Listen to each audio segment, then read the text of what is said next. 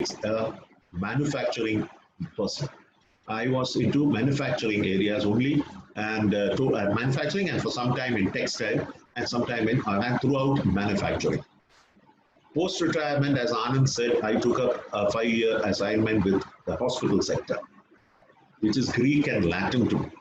Absolutely, it was Greek and Latin to me because, for your information, HR, IR in a manufacturing sector is way different from a hospital sector. Hospital sector, things are absolutely different, and and even the norms, there are certain statutory regulations which are totally unheard of in the manufacturing side. But when I was asked to set up the department,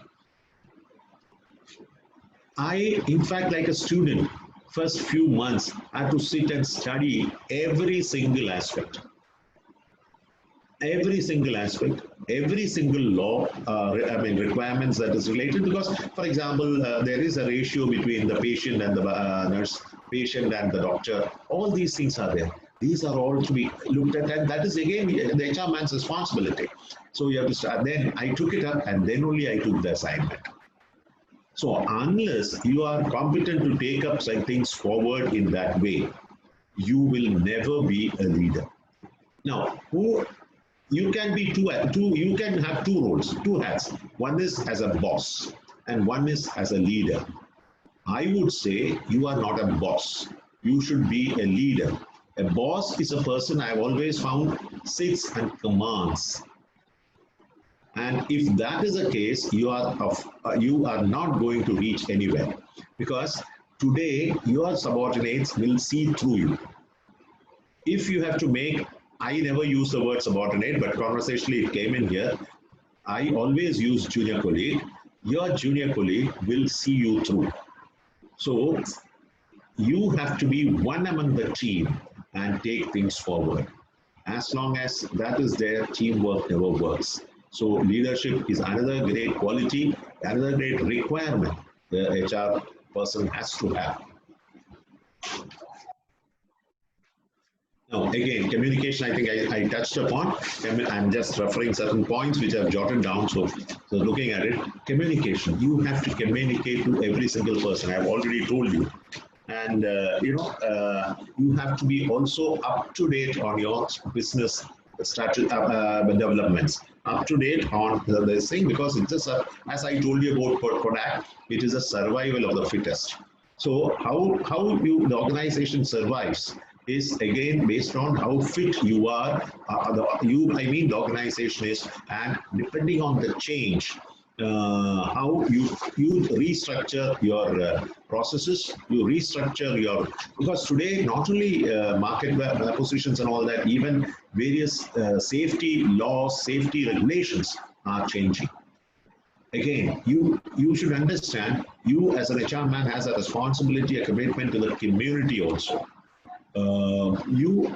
When your organization works in a society, in a locality, I'm sure you cannot give employment to the entire community, every one person from every family. But at the same time, the organization, when it runs there, it has certain element of inconvenience that happens to the entire society. So a group of people have been given employment, but there are a set of major group there in the society who have not been benefited out of the organization. That is where your role, again, as an HR person, has to come in, because you'll have to look at the society, address their requirements. I would say, in a way, in a glorified way, CSR is also there. That is again, but more than CSR, also you'll have to step forward and look at how you can address your connectivity with the society. How do you address the people there so that they also are part of the organization, and they are also with you in seeing that the organization which is located in their area grows, and they can say that in our village we have so and so. So this is again, even be it IT sector, whichever area it is. And I would say another aspect is you should have a vision. You should be a visionary. I always take up the point of the five finger principle here. If you look at your five fingers, are they all the same? They are never the same. But then each, now let me, if I ask the thumb finger, and if you look at your five fingers, the thumb, which is a very short person, the short organ out of the five fingers, the shortest is the thumb, but it is the stoutest and strongest. Am I right? Which is a thumb, and the strongest is always the manager. If you look at in the organizationally, and then you have the next finger, which you call as what? Pointing finger. This is where when you point at somebody, you point with your second finger. And who is a pointer? You don't point like this. You point only with your particular finger, and that is why it is called a pointing finger. So it's a visionary. You have to point. You have to vision. See, this is where you are going. This is what. That is the pointing. So that is where you are a visionary. And then you have the tallest among all. Who is the tallest in any game? Suppose you take a game of football. Tallest. When I say tallest, I'm not saying in terms of physical height. But again, the tallest is the coach. He stands out. He teaches strategies to all of you, all of the team members. When there is a football match going on, the coach of the team tells the entire team how to position each place, how to move about. Even in cricket, who should field the slip side, who should play the boundary. So, and all that advice is given and training is given by the coach. And that is where the tallest of your third finger is there. Then you have something, the next finger, which is always called a ring finger. A ring finger is where in marriage you put your wedding ring. And what does a wedding ring denote? Inseparable togetherness. Am I right? Yes, divorces happen. That's a very, very stray case where you resign from an organization and go to another organization. That happens. But the ring finger is an inseparable ring finger. This is where you put it, and that's called it. And that's why this finger has got the name ring finger. So you should be having an inseparable connect with your organization, with your employees, and with your employees' family. And this connect has to be there for the organization to grow. And then you have the last small fellow over here, which normally is called the ambassador. See, suppose when you say namaste, now of course no shake hand is there. When you say namaste, which is the finger that comes closest to the person whom you say namaste is your small finger. Am I right? So he is the ambassador. So again, as I earlier spoke, you as an HR person or IR person should be the ambassador of the company, the brand creates for the company, standing in front. So when all this five fingers principle combines together, you are a visionary. And then is a combination where you become a leader, you become an impact leader. If you have the principle, you have the qualities of a manager, you have the qualities of a visionary, you have the qualities of a coach where you train your people, you have the qualities of an educator whom you educate, or the ring finger, that is where you educate, and you have the qualities of an ambassador, then you become a true impact leader. And that is what is core important for you in the organization to take it way forward. Anand, am I going for time? Perfect, sir. Perfect. Am I meaning some sense? Yes, yes, very much, very much. Now, again, another aspect which you as a practicing IR person, who I would look at is, how you take your team of officers and other team of the senior team along with you. Because as a leader, when I said with the five finger principle, you said you are a true leader. When one of your team members has an idea, and he comes out with the idea. I know many companies have this suggestion box, and ideas come in. What happens? Somebody picks up that the team senior level team picks it up and finds the idea, and then they bring it and convert it as their idea and implement it. It should have been suggested by one of the lowest of the workers there, but he is totally invisible there. But there, your role as an HR person's responsibility is whoever has brought in an idea, be it small, big, or whatever. And that is where I refer to about Colgate, that one single worker who brought that idea, and he was taken up, and he was sort of appreciated and projected by the management those days. So your responsibility is, if somebody comes out with an innovative idea, to project that and see that he is suitably recognized, not in terms of money. Money is not, mind you, there is a general feeling that money is the lone motivator. Money is a motivator. I don't disagree with that. But money alone is not a motivator. A pat on the back is equally a good motivator than you giving money and saying, you take this money, but credit I will take. Whatever money you give him will not motivate him, because he also needs a fame. He also needs his name to be, or this idea to be shared to others, that it is so and so's idea. So that again is a responsibility of you to take that forward.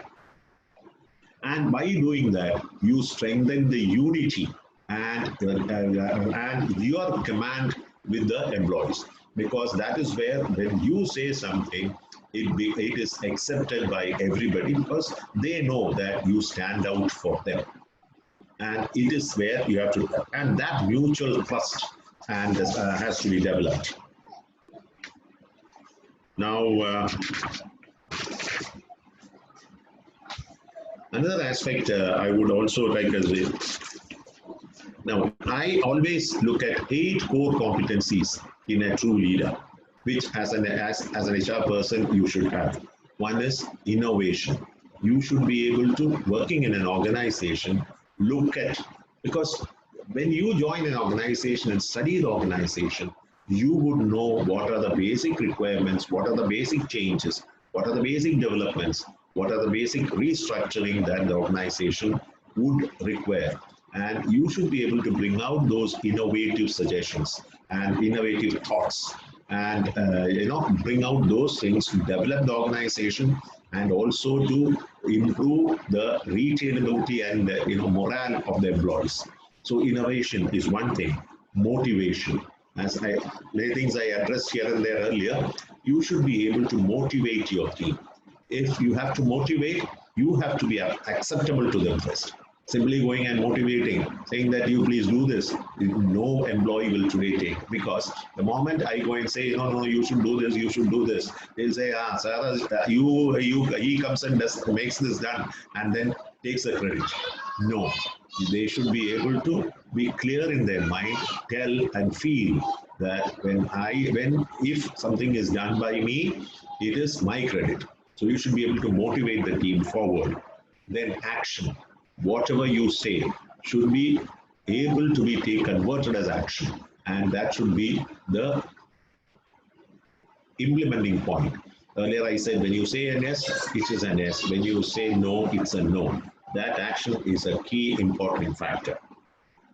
And then integration. You should be able to integrate the values, ethos of the organization with the employees' culture, and merge, and interdepartmental merging, and that ethos and team spirit has to be developed. That is again a very important thing. And you should be empathetic in your communication. See, I always used to tell an example. When somebody comes to my room to see me, if Anand is a junior colleague of mine, assume we never worked together. Assume we were together, he's junior colleague of mine. He walks into my room, and I'm so disturbed and irritated or something on some reason. He walks in, I don't want to see him. I can always tell him, Anand, get out. And as a senior officer of Anand, he will have to just simply get out. Am I right? But on the contrary, If I say, Anand, I'm slightly busy. Can I see you a little later? I'll call you. What happens? The objective is same. I've got my purpose served, and Anand, I don't want to meet. Anand has gone. But here the difference is Anand goes happy, saying that, oh, sir is busy. He will call me, but that calling may not happen that day, and that happens. But then he never feels upset, and he goes. So it should be. So the point I have to drive is what you wanted is he should not be there, but the way you communicate, it should be empathetic and at the same time clarity of thought.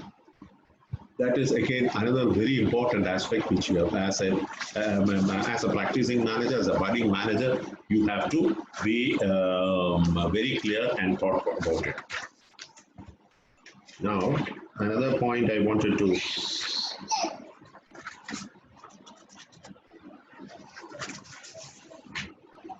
now, again, if you want to be, and again, I talked about branding. Branding an organization, and if you want to brand, you should first brand yourself.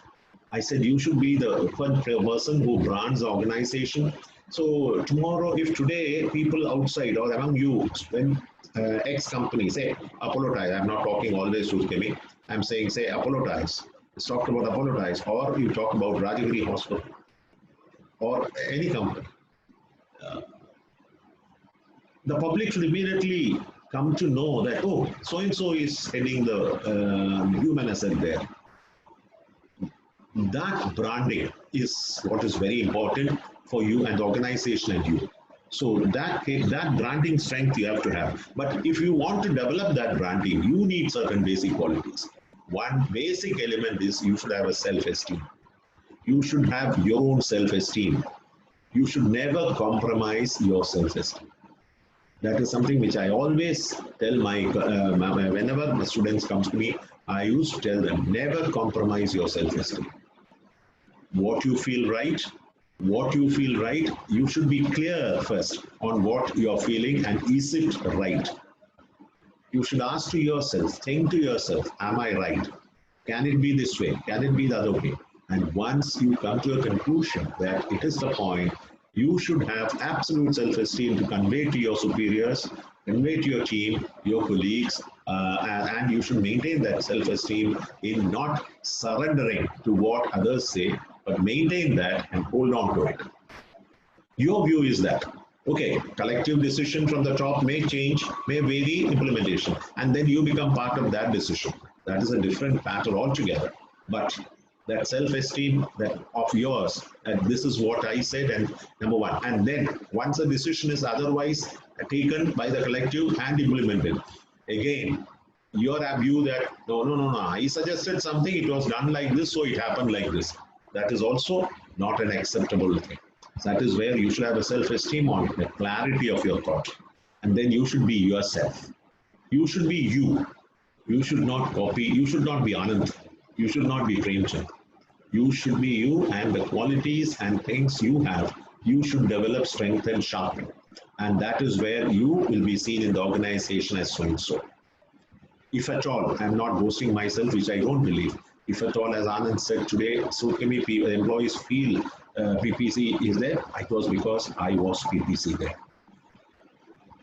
And that is what is very important. That even if you leave the organization, that footprints you have left will always remain there, which nobody can change.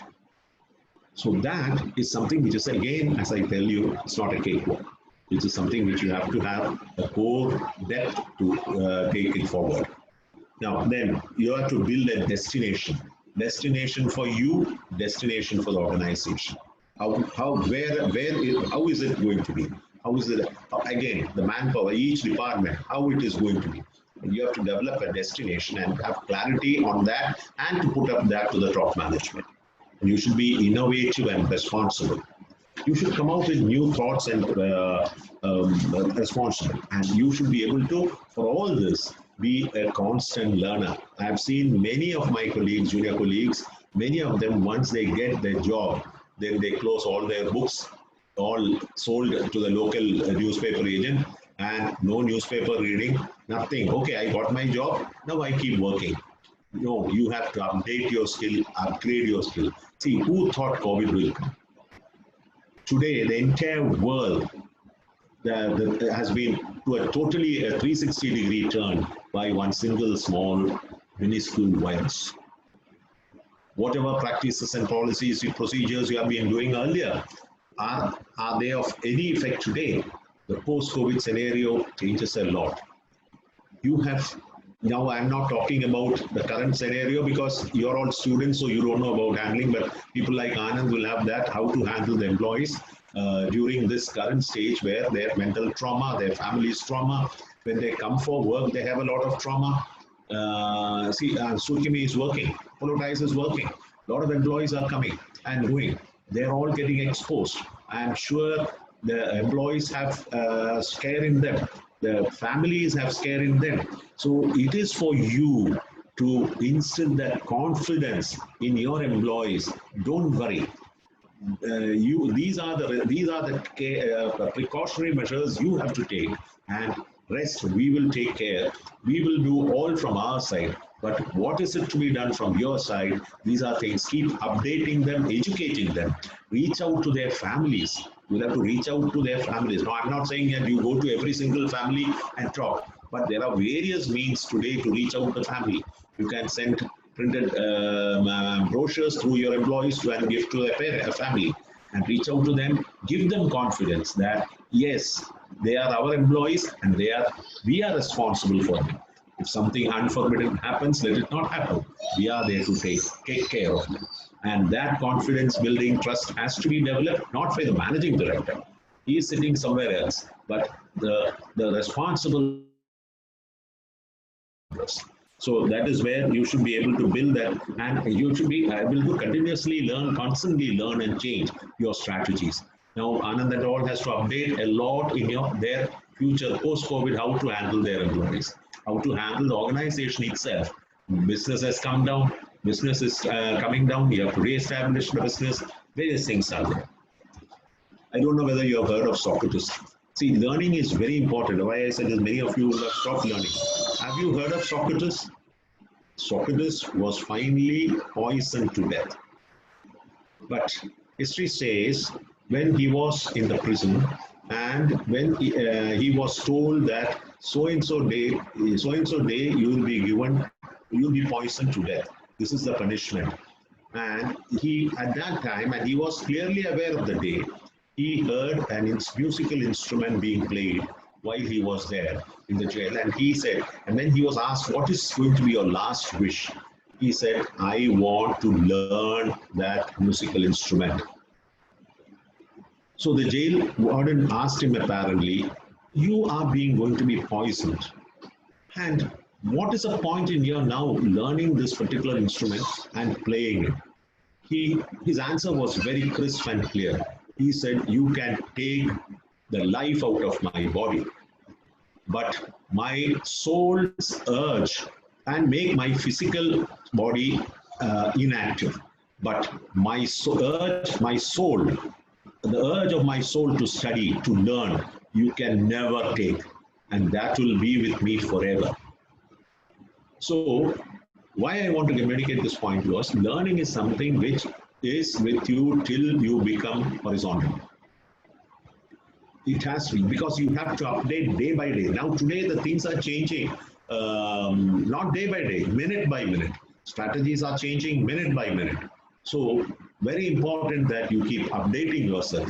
Again, reading all the happenings around the world, what is happening in the country. See, today now there is issues happening between Indo-China. Now, many organizations, the HR manager has to certainly seriously get into it and think, how if in this scenario, what is going to be our market? What is going to be our market? What is going to be our situation? What is going to be our raw material availability if there is any raw material that is coming in from there? And all this, and equally as you discuss with your senior team, you have to convey to your employees also, keep them also updated, not about the Indo-China war and the politics behind it, but about whatever possible risks, issues that can happen if untoward incidents happen. and how it will affect our organization, for which you should have a clarity, you should be updated. So these are things, and then again, I always like to tell you, see, many people call as managers and leaders. Can I mean, Anand, time or Yes, sir. But you can sum up. No problem. No problem. yeah, no, how much time I can go? It's fine, sir. I mean, how many time So, you require? What I had in my mind is if they get ample time to okay, then I'll ask give you. question. I'll sum up in 5 minutes, and Yeah, you sir. can take it. Yes, so So that they yeah, also get an opportunity to interact with you, right? yes, Yeah. right. Now you have to. I've talked about managers. I've talked about leaders. What are the key differences between the manager and a leader? A leader is a manager is a leader. Is that, am I right? Do you agree with me? Thumbs up or thumbs down? Thumbs up. But I would say, I would put it as thumbs down. Yes, are you? Manager is manager, leader is different, because there is no thumbs down in this, I believe, isn't it? And okay, whatever. Because manager has employees under him. He manages employees. But a leader, when it comes to a leader, he not only manages, he wins his followers. Manager can never win his followers. He has his subordinates under him. But a leader wins his followers. Their followers automatically he attracts like a magnet. A manager reacts to change, whereas a leader creates the change. A manager, when there is a change, he reacts to it. When there is going to be a change in the process, when there's going to be a change, after the change is known or affecting, he reacts. That is a manager. Whereas a leader foresees and creates the change so that there is a smooth transition. Manager has certainly good ideas, and he keeps ideas and keep discussing, whereas a leader gets it implemented through his team, with he being in the center, kingpin, and he gets the ideas implemented. The difference. Now again, manager directs the groups, whereas a leader creates the teams. He creates the teams, whereas manager sort of direct groups. They keeps on directing each group, whereas the leader creates the groups. Manager tries to become a hero, whereas a leader makes heroes. That's earlier, as I said, how the suggestions come up. Leaders make heroes, whereas managers suggest or rather tries to become heroes. Managers always takes the responsibility and takes the credit, whereas a leader never takes the credit but takes the responsibility. I am sure all of you would have heard the famous statement by Dr. APJ Abdul Kalam. I don't have to repeat that. When his first mission failed, the then chairman of ISRO, how he took the responsibility of the failure. I'm sure I don't know whether, because you're not reading papers, Anand would certainly know, no doubt about it, Shema would certainly know, no doubt about it. But, for your information, I tell you, when he was the first, yes, there is another person who knows. When the first mission to the moon failed, which was under the responsibility of APJ Abdul Kalam, he was sure that he is going to be penalized for it. He went to went to the chairman ISRO, who hugged him and said, "I made the mistake. It was my failure." He owned up the responsibility. That is a leader. It was APJ himself says that he had a shock. He was nowhere in the picture, but he owned the responsibility and said, what you do is what I'm doing. It is my responsibility." And manager always tries to exercise powers, whereas a leader implements or develops power within the group, and that is how he comes. So these are certain things which I thought, some of the small things which I thought I should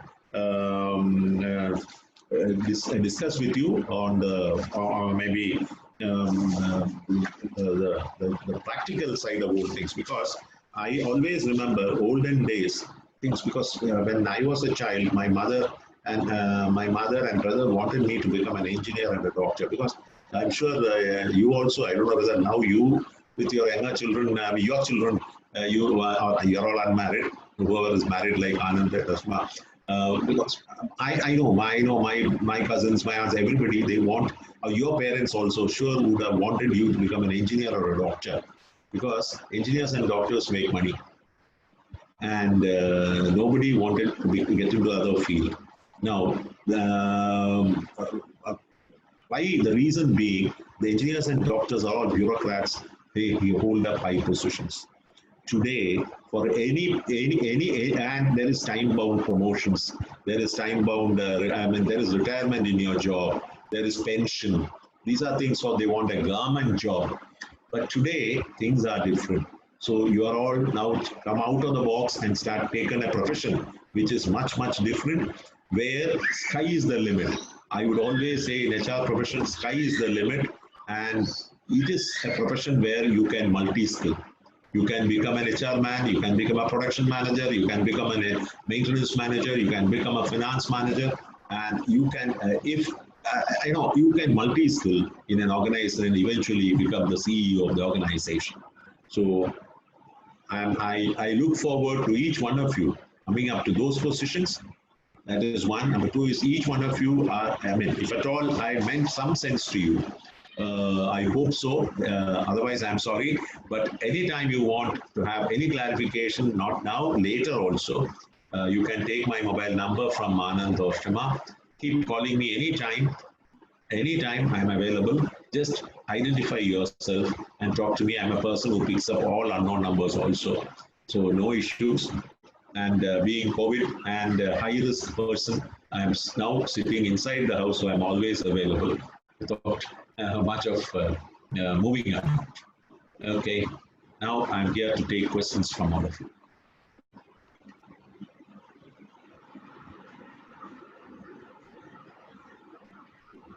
Thank you so much, Premchand sir. So the floor is open for questions. So you can shoot.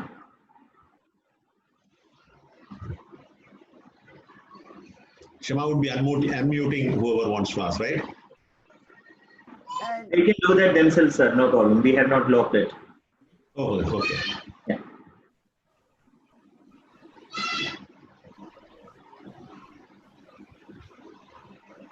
See, whichever area in HR you wanted to ask question, please do that. Sir, Not only this HR. is Priya. Yeah. HR or IR. Sir, HR, IR, or even whichever. If I know, I will answer to you and I'll try to tell you. If not, I'll tell you where to refer or whom to refer. Sir, this is Riya. Am I audible? Yeah, you're clear. Sir, I just want an advice from you. I am a first year student and we are to specialize in our second year. We are to take the specialization in the second year. So if I am planning to specialize in HR, which other specialization would you think would contribute more to the role as an HR manager or as an HR person?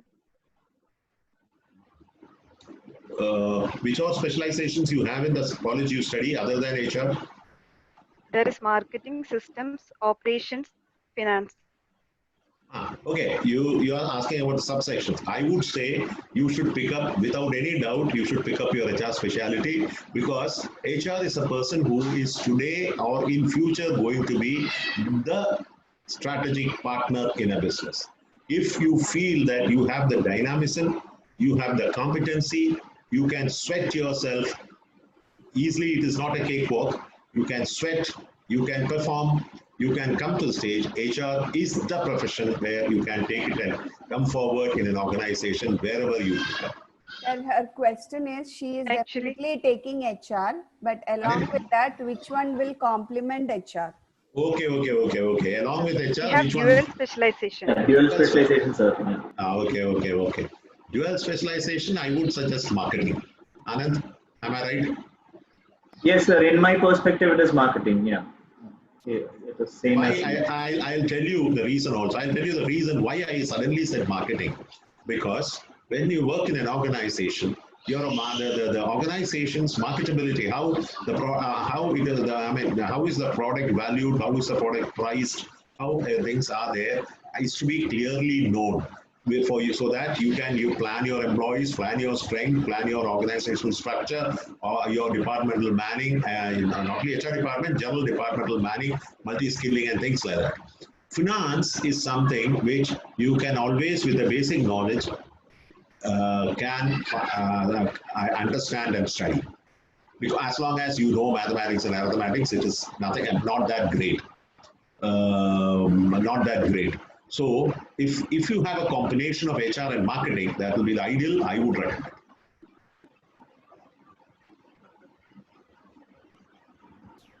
Yes, sir. So with your permission, can I add one more point? So yeah. Yes, sir. So if you are a BTech graduate, it would be ideal if we can take operations along with HR, so that your graduation will add as a foundation stone, and your specialization in HR will get you a very good role, so that your technical skill also will be in picture. That's true. I agree. So we have a question in the chat box. It's a question from Roshni. What she is asking is, I think the role of HR as a motivator is indispensable in these days, that is telecommuting. How well are they able to meet the expectations of the employees working remotely? Roshni, do you want to ask that or clarify that? Yes, sir. Yes, sir. Please go ahead. Yeah. I saw that in the chat box. Yeah, what you mean to say work at home concept? Yes, sir. Yes, sir. I think the role of HR as a motivator is indispensable in these days, telecommuting. And how well are they able to meet the expectations of the employees working remote? Yes.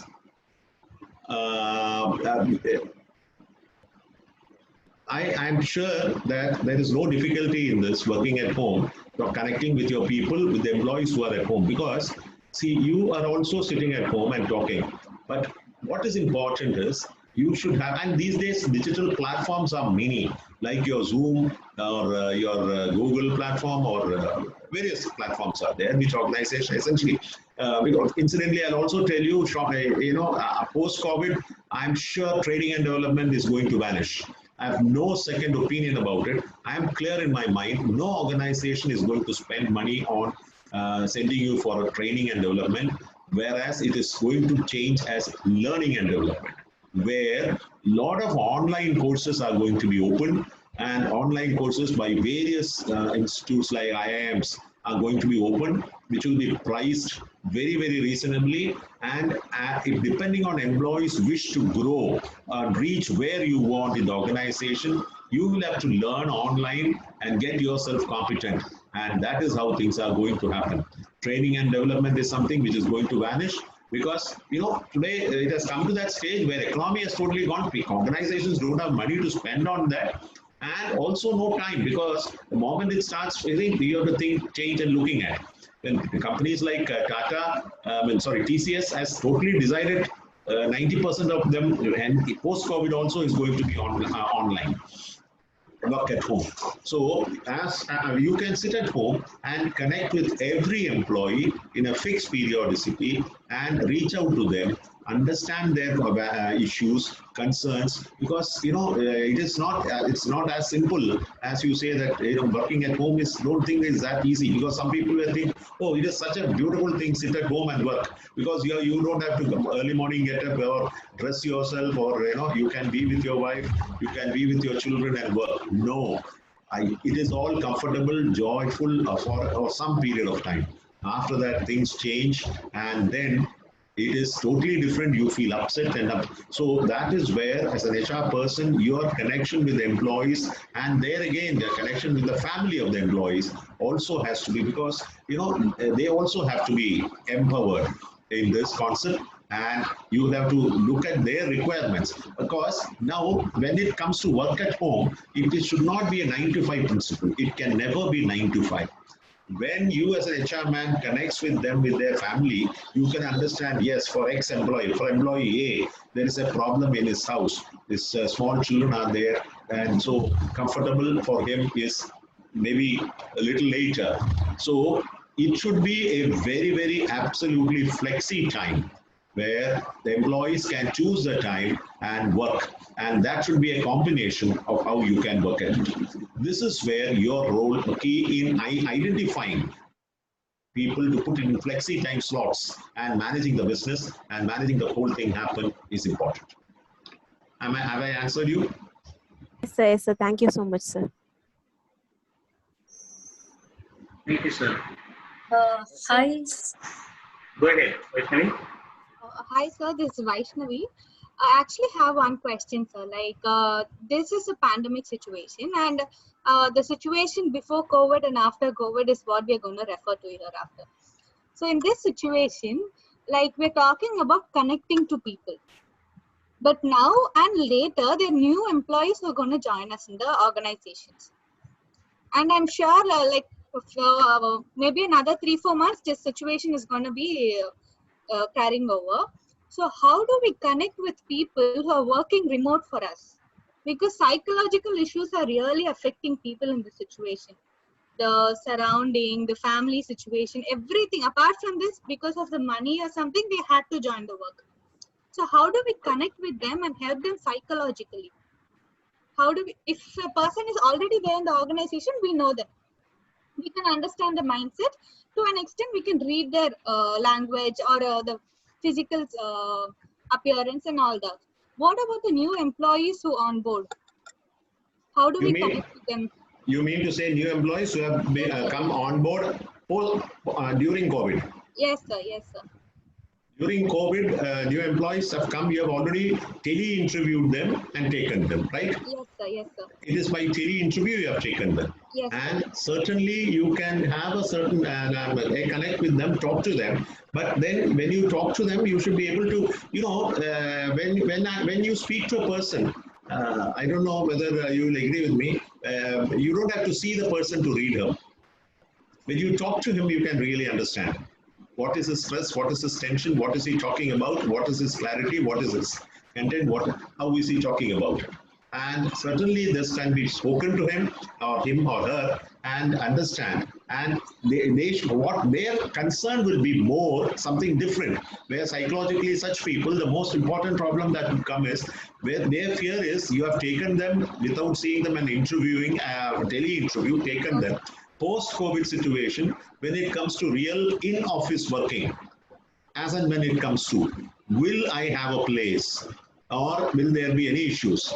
You have to give him or her the confidence that as long as you are on board with us and as long as you perform as what is being asked, required by you, you are on board. And that confidence, and then you have to give them that, you have to keep telling them, and maybe, here again, you can go through visual media. You can go on not only voice chat, you can talk to video talk like through Zoom modes, talk to him and her, talk to their family. You get connected to their family also.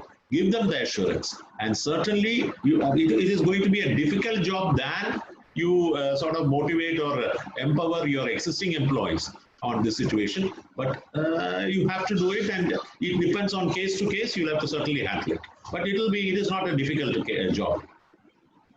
Especially, what about those introvert people, sir? Because they are very much, it's very difficult to get them out. They totally pretend like few are because I actually had a recent situation like that where one of the a new intern joined the organization, and he had an issue for a week. He couldn't report us.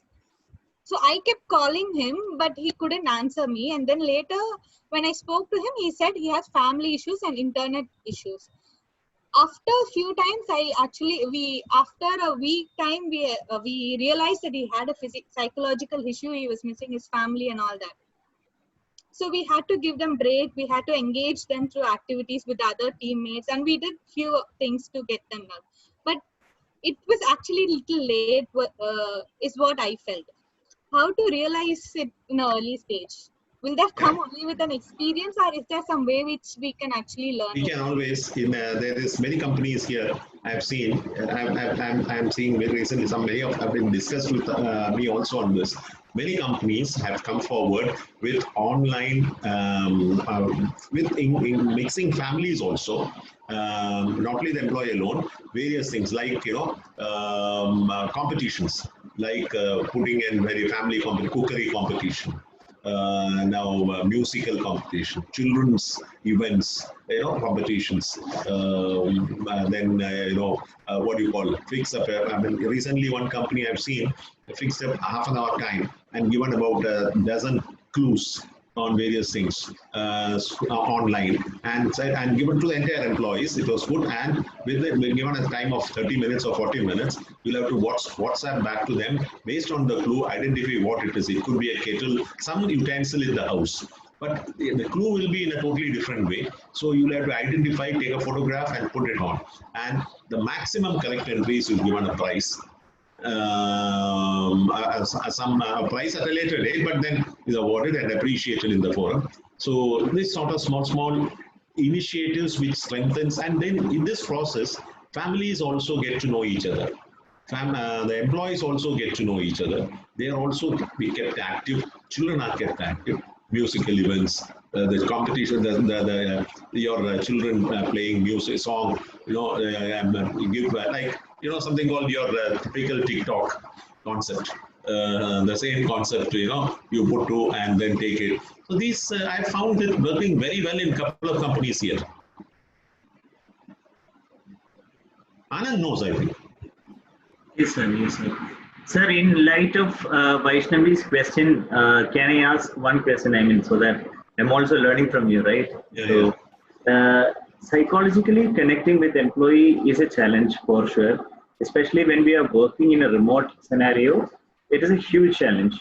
Even if it's not, in our state or in our country, it's a taboo, or it is there is a misconception that if you are not feeling good, if you have any mental problem, I mean, it can be a small anxiety disorder, or it can be a bit stress or a mild depression. There is a thinking that consulting a counselor or getting a support is not good. So in this scenario, there is a lot of issues that is popping up in between or in our company. So what is that we can do to give a trust or to give a feeling to in the mind of employees that it is okay to have to feel stress, or how do we give an emphasis? How do we give an assurance to the employee? Is there anything that we can do in particular? Yeah, I'll tell you. I have long back. I have an experience, of course, not online, in physical situation in Surkemi itself. I'm not mentioning names. See, it's very simple, but now here the challenge is it is online. You are not physically one-to-one there. So, and you're not a psychologist. So none of us are psychologists either. So we are not, but so you have to connect to some side. That is where the trust, again, what earlier I was telling, the trust between you and the employee is very important. If there is an issue, if employees have issues, if they have a trust in you, if they feel that Anand as the HR manager is a person whom I can open up, I can tell my grievance, my family problems. You see, mind you, Anand, when I was in Surkemi, I think even Saji may know about it, many employees used to come and discuss their family issues with me, and their fights with their wives, with their children. Many wives used to come to me saying that, sir, please counsel my husband who is working here, he is a drunkard. How many situations I have handled? And even I have taken some employees for de-addiction, which nobody knew. Only the managing director, the employee, and I is aware. So that is how it should be done. So if that trust and confidence is there, they will come to you and they will call you and tell you, sir, I have this problem. And it is there you have to connect him to lots of the psychology. Even now psychologists are taking online discussions. Connect to a psychologist and say and tell him that, look, the entire thing will be confidential. Only the three of us will know. And put him through that course of discussion and take him. But then he has to essentially have a confidence in you. And that is where I earlier also was speaking about trust element. That trust, that Anand in the company is a person who means business and who is transparent, where I can talk to him and he comes to me and I can trust him. If that is there, easily you can handle that. But there again, my earlier colleague who asked the question, the new recruit, that trust element would not have been established, so it is a difficult job. I can say, even offline, when in the factory in Surkemi, I had 3-4 cases I had similar, where I have sent them to psychologists. I have personally taken them to psychologists and ensured counseling, which nobody in the organization, even their recruiting officer, was not aware. And that confidentiality, and then things came up, and he himself went back to his reporting officer and told him, sir, I am all right. He said, what all right? You didn't have any problem. No, sir, I had this problem. Premchand sir took me to so and so, and now I am all right. Then that's where when he comes and asks me, hey, what have you done? So this level of that, if you can do, you can certainly, and I'm confident all of us can do it. Not that it is something which is Bali Gela Mara. You can always do it. Thank you, sir. So bottom line is it is to build the connect and trust with the peers. Bottom line is trust, confidence, and you're seeing that you become a part as a strategic partner in the organization, and you build up trust and transparency, seeing through. They should see through you, and then you become part of the business. This no text will bring to you. It is through practical work and sweating you can reach that, and that should be your goal. And you should not be a boss. You should not be a manager. I would always say you should be a leader. You should be a leader. See, I tell you a simple example. I mean, of course, there's no harm because there's nothing very bad in men. I think when I was in Rajagiri Hospital, generally there was a feeling that, because basically a missionary is saying, when staff meets seniors, you should say good morning, sir, and first time, and then evening, good evening, and things like that. And that is even in missionary schools and all that also, this is there. So you don't, there's nothing. So that was a major concern which the fathers were also expressing to me. Sir, none of these people, many of them don't say good morning, good afternoon. And many senior officers used to come and tell me they don't bother, look at them and they just walk. I said, I asked them a simple question. Is this one-way traffic? Saying good morning, is it one-way traffic? Okay, when Anand meets me, you can tell me good morning. Yes, expected because you're junior, I'm senior. Who says junior should wish senior? It is all, what is the harm in senior wishing the junior also? So, in Rajagiri, I used to, moment I see somebody, junior or any nurse or whoever it is, the moment I see them, before they could open or react, I would say good morning or good afternoon. Effect that wherever I am, whenever they see me, they start telling, see, this is how you should make them come to that culture. Rather than telling them, look, it's a mistake what you're doing. You should wish your superiors. Then a resistance takes place. You be with them, go with them, play with them, then things will change. This is I'm sitting telling you a live situation.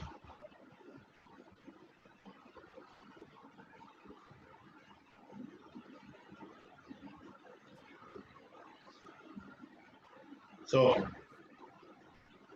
have I spoiled all of your 2 hours? Not at all, sir. Definitely no, sir.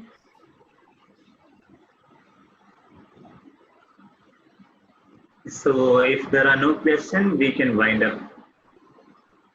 Shruti, you were about to ask something, right? Please go ahead. Yes, sir. I came. Yeah, please go ahead. So, hi, sir. This is Shruti here. So, I understand innovation is key for your personal growth. So, companies are looking at contributors who are very innovatively contributing to the organization. But at the same time, people are talking too much about innovation that there is a pressure, I feel, on new candidates who are actually exploring companies, that if not for innovation, I'm not fit to be a part of this company. So what is your one piece of advice to such candidates, sir? It's not for innovation, I'm not part of this. I don't want to be part of it. Am I right, Shruti? I didn't understand, sir. Sorry. What you asked is if the employee feels that this role which I am given is not innovation, I am not interested. No. It's the other way around, sir. Employees feel that a candidate, not an employee as such, but a candidate, he feels that if I don't possess innovative skill, then I am not fit for this. He prejudices that. So he's not even, taking that step to apply. He might have some other skill. He might be he might have critical thinking aspect. He might have problem solving aspect, but he's not particularly innovative. So that stops him from doing something. So what is your one piece of advice to candidates? And he is on board with you. Yes, okay. Am I right? He is on board. No, I am talking about a fresher, sir. Fresher? No, I understand. But then why I ask that question is, if such a person, while interviewing, you feel is not that he himself is not very confident about who he is or what is his skills, why at all you select him? Because let him himself feel confident of himself, and then because why organization should take such employees? There are two different ways of looking at it. If he is not on board, my question is, why should the organization load a person who the organization also feels that the employee is not very confident of what he is going to deliver as what is to be delivered, and he himself is not confident. So you are adding a unnecessary dead weight. So if at all, why at all you should select him? Now, another point is, suppose you feel that the candidate is really good, but in all other aspects, he is tailor-made to this particular position you are looking at, accepting this one particular skill. You can always take him and develop him, train him to that, empower him, and keep, because possibly with all other skills in him, this skill is also there, but his confidence is not there on that. That you can always instill in him and give him that confidence and take him forward. And utilize him in the right way, empowering him slowly into that position. Because the skill is, once you find in all other areas he is perfectly fit, this particular quality certainly is not going to be absent. It is also going to be there. Only thing that what is missing is his confidence level. That is where you'll have to give him that confidence and train him and empower him to that. Put him, see, certain things you push him to water. There is a saying that once you push into your water, you will learn swimming. You'll have to push him into it, but push him into a controlled environment so that he doesn't fail, he doesn't break down, organization also doesn't break. In a controlled environment, push him into it. So he normally comes out strong. But if at all you are not very sure of his other skills and all that, why at all take that responsibility? I'm putting it very bluntly. Yes, sir. Got it. Very well said, sir. And Shruti, just to add on, if we normally take people for their knowledge, skill, and attitude, right, or their skill sets. So what normally happens is there is no skill as such innovation skill, right? So how do you develop, or to budding HR professionals, what I can say is, you can always bring in small kaizens, right? You can always look for small improvement things in your work. This innovation is a big jargon as such, but it is not a rocket science. You have a mindset, you need to have a mindset for continuous improvement. It can be very trivial thing, it can be very small thing. You can walk, but you can crawl, but do not stand where you are, right? For that, what you require is that sense of ownership. So whenever you are in a position, or whenever you are in a company, whenever you are a contributor, you need to own it. You need to have that sense of ownership. So whenever you have that sense of ownership, you will try to improve whatever thing that you do. And that small improvement is called innovation. I mean, it can result in innovation. This Kaizen can, or a big Kaizen, or a small, or a relatively big Kaizen or a change can bring in a big leap or an innovation. Thank you. Yeah, well, Premchand sir, correct me if I'm wrong. No, well, I was about to say, well said, Anand. That's the right way where you have correctly answered. You can bring in that point there, certainly, yes. See, I remember an old story. This again, during my college days, some professor has told me, which I still remember, feel is very valid. In Japan, I'm told in one of the shopping complex, there was a girl who always sits and I'm sure most of you would have heard the stories. Again, I repeat. Whenever she comes, a sales girl comes and sits there. The moment she sits 5 minutes idle, she sleeps off, dozes off. Generally the normal way is to ask her to get out and pay her checkout.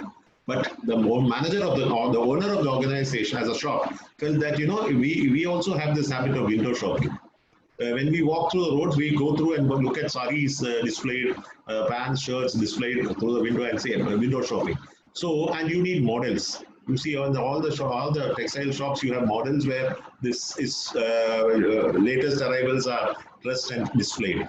So, since she had this particular habit, he found a very innovative idea of when new arrivals of dress comes, he asked her to dress up and come and sit at the glass side inside, and she sits there and happily sleeps.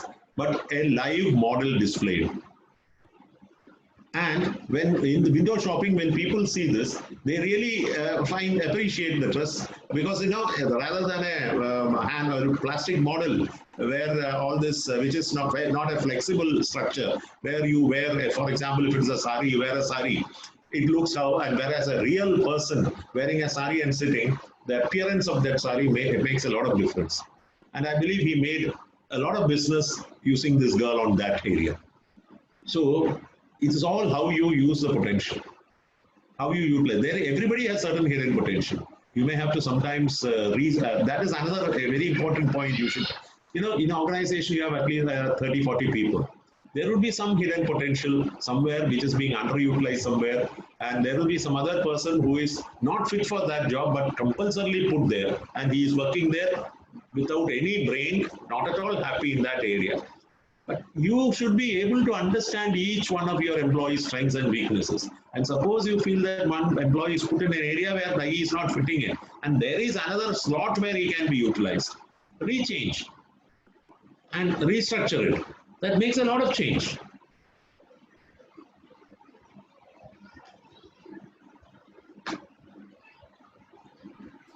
So, sir, thank you so much. So let's wind up. I hope we all are on the same page. So over to you, Shema. You can wind it up with a closing remark. Yeah, thanks a lot for taking time to come and join us and giving so much of valuable inputs to our students. Thanks a lot, sir. Thank you, Shema. But let me also add. See, what I have done is, I'm sure nobody is going to say that this session is a bore. You may talk about it later. That's a different thing. But what I have done is, I have not spoken to you anything from the text. I have not spoken to you anything from the theory. But what I have spoken to you is out of my 45 years of experience. This is my 47th year of experience. And what I have earned, learned, practiced, and taught for the last 46 years is what I have spoken to you. No text, nothing I have brought in here. And that's when Anand told me also, I said, I'm not going to prepare a subject and then talk. No, let me talk to, because I like talking to students practical. What I have passed through in this, how I have come to this stage. That is where, and certain times managers have to take certain risks. And that is how you come up in your life. So this is what I wanted to share with all of you. And the real learning, sir. Whatever I've spoken to you is from the bottom of my heart. What I have practiced and how I have reached what I am today, if at all I am something. Just to remind you, he was being so humble that, since it's COVID situation, he is sitting at home. But mind you, he is currently teaching 6 business schools. Okay, it's not 1 or 2. So he is currently teaching 6 business school students, and he is simultaneously consulting many other companies. I mean, I do not have any count of it. Maybe PVC can help me out with it. But this is the kind of length and breadth that he travel in the industry. So we are so very privileged to have you, sir, and we will always look forward to connect with you. And thank you so much once again. Anytime I'm available. I'm available. In fact, I was very upfront and open with Anand also. I think this is a team where mentoring is one area where you're looking at. And when I was asked about mentoring, I said, no, I'm not available because I feel that with all these years of experience, I'm not a mentor. Mentoring is a totally different skill. So I take up where, but in these areas, if you have any doubt, not as a mentor, why I came to that topic was not as a mentor, any one of you feel that I need to, if some sense will be there, if you ask me, feel free to pick up the number from Shema or Anand and just call me. Introduce yourself and just tell me. Whatever I know, I'll tell you. If I don't know, I'll find out and get back to you with that. So are you available on LinkedIn? I am not available on LinkedIn. I have never gone into LinkedIn. Okay. So I'm available on WhatsApp. You can send me WhatsApp. Okay, we'll share your number with them, sir. Please share. I am not in LinkedIn. Somewhere, I am there in LinkedIn. And not that I'm not there, but I'm not at all active in LinkedIn. Somewhere that I don't know, because so much of time. I mean, I have not much of saying in that. So in fact, but WhatsApp, I'm always available. You share your number to them. Anything they want, anytime. Let them feel free to call me. I'm available. And whatever I know, I'm just telling you, all of you, whatever I know, straight I'll give you the answer. If I don't know, I'll find out and get back to you with the answer. Nothing will remain unanswered with me. That assurance I can give you. Thank you, sir. See, you are speaking to a veteran in HR, so please don't miss that opportunity, okay? Okay, sir. So thank you so much. Thank you. Bye. Good night. Take care. Good night. Thank you, sir. Good night. Thank you. Sir, would you like a few words? Premchand sir, 1 minute. Shiju sir was listening to the session throughout. Can you say 2 words? Nothing more. Thank you very much, sir. It was a nice session, and actually, it's a value addition session for us also. Thank you very much, sir. I saw Shiju quietly sitting there, occasionally smiling. Sometimes a happy smile also. Okay, Shiju. Thank you. Thank you, Shiju. Thank you. Bye. Take care.